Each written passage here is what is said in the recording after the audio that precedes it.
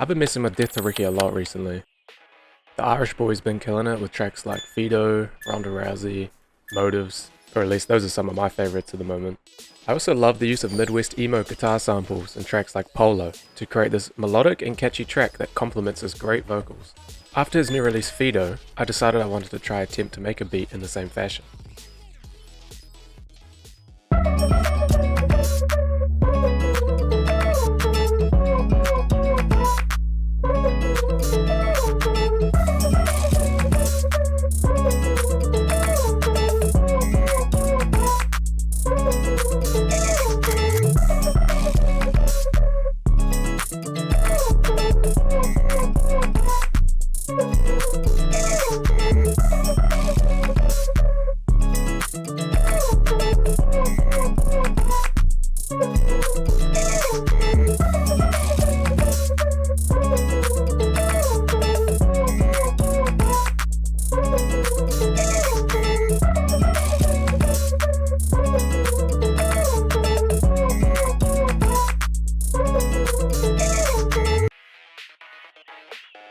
So first off, I wanted to try and recreate the repeating stuttery vocal that's used at the start of the song. So I found a sample, a vocal sample.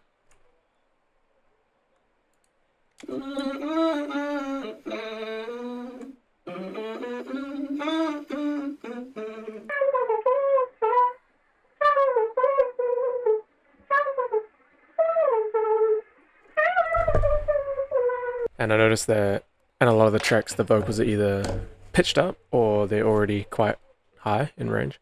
So I liked the second half.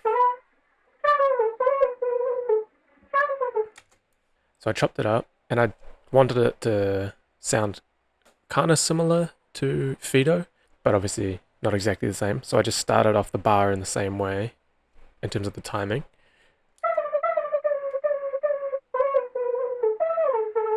But in the second half of the bar, I don't want it to feel the same. So I slightly change it.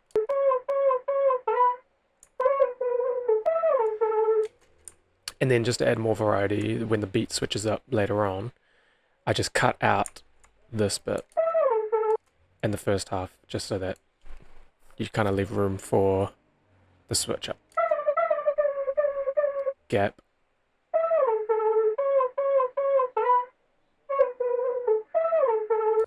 So I switch it up when the 808 comes in. Next, now, I don't think Fido necessarily had this in the track, at least I couldn't hear it, but in a lot of his songs he features Midwest emo style guitar samples, or at least acoustic guitar samples in general. So I found this one that's in the same key.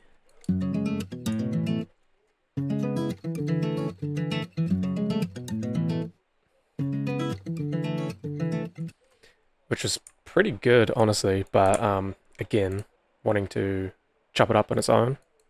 So it follows the sort of pattern of the vocal.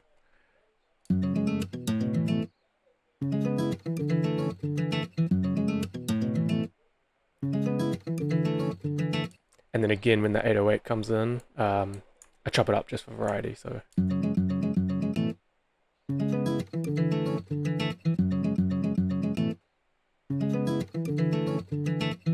So that kind of helped fill up the sort of mid-range, mid-area, but I kind of wanted it to pierce through more, so when you listen to it with the vocals, it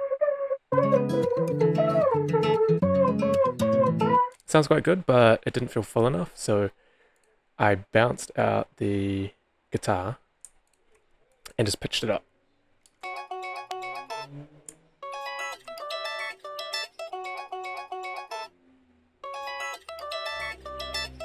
And so I found that all together, it was quite full.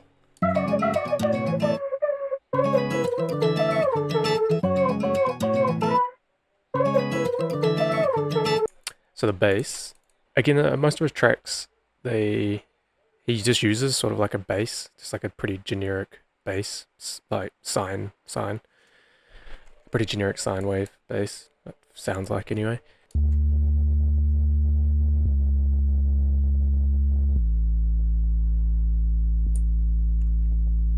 And then at the end of the 2 bars.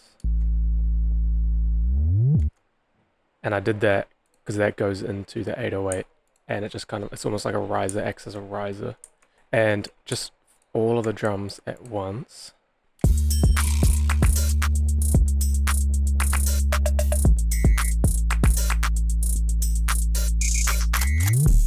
He uses a lot of claps, like real sounding claps, I find. Like I notice in a lot of his tracks is a lot of real sounding claps. So I have this clap, which helps add some bounce, and then just a more generic attack clap.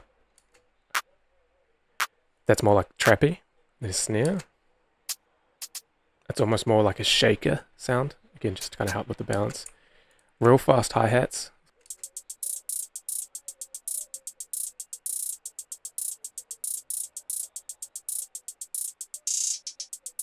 I kind of wanted to complement the vocals and the way that they are on a triplet, kind of. And then kick. This is just used to emphasize the vocals again. So on its own. But then when you hear it with the vocals, it just kind of helps emphasize the beat that they're landing on. Open hat. Nice and short. In Fido, I don't know if this is the same kit, but Xenology has this like drum kit, which I actually really like. But I noticed he uses in the track, yeah, this kind of sound. He used it more sparingly than me, but I liked it, so I chucked it in more. So just the Xenology drum kit sounds like this. Little tambourine.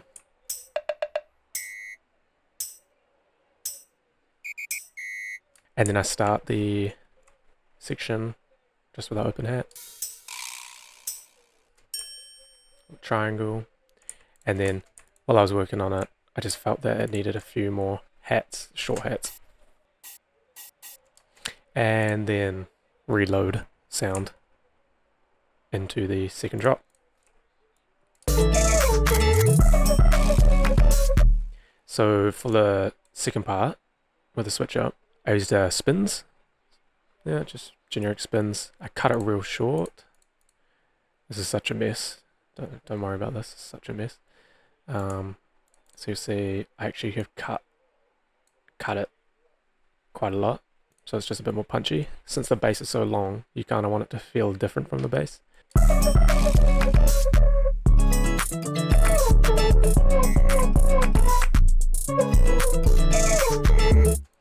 And then similar to the bass, just rising it up at the end. So then laying it out, just creating some space. And again, the variation in the second part, but just creating a bit more space in it to help the 808 sort of create that bounce. Also will help with anyone wants to lay vocals on top, because you don't want to be so busy that you can put vocals on. I distorted it a little bit, just for personal taste. I put a compressor on. I liked how it sounded, but the main thing is, yeah, wave shaper, which everyone knows now. I just really wanted those 808s to hit.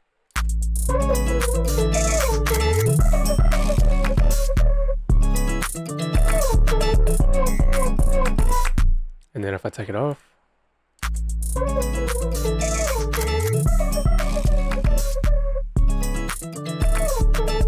you don't get that sort of crunchy hitting sound. So again, this is with.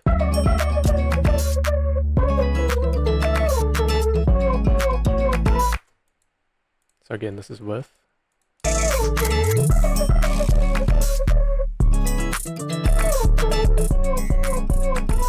And then when it's turned off, it sounds way less impactful. But yeah, that's pretty much it. Thanks for watching, and if you enjoyed the video, please like and subscribe. This is my first full-length video, so if you want to see more, please let me know.